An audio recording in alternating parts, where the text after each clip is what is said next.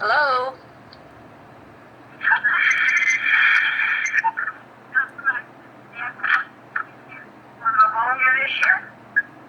Hello? Yeah, is Tristan there? No, he's not. He's out with his friends right now. Oh, when's he gonna be back later? He'll be back about midnight. Oh, midnight? Okay. Yep. Alright, well, I'll call him later. Alright, bye. Yep. So we drove past the house. There was a blue car there. Jordana's car was there. The camper was open. So, obviously he's there. This is the day of Tristan's birthday. I drove past the house to deliver a birthday card.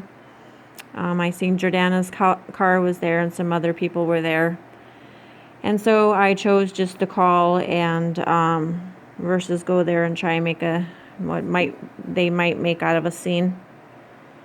But Jordana answered the phone and said, Tristan's your mom is there, but Carol says he's not there. And I seen his car there in the front. So getting Tristan from Jordana and Carol, there's just no fostering of an environment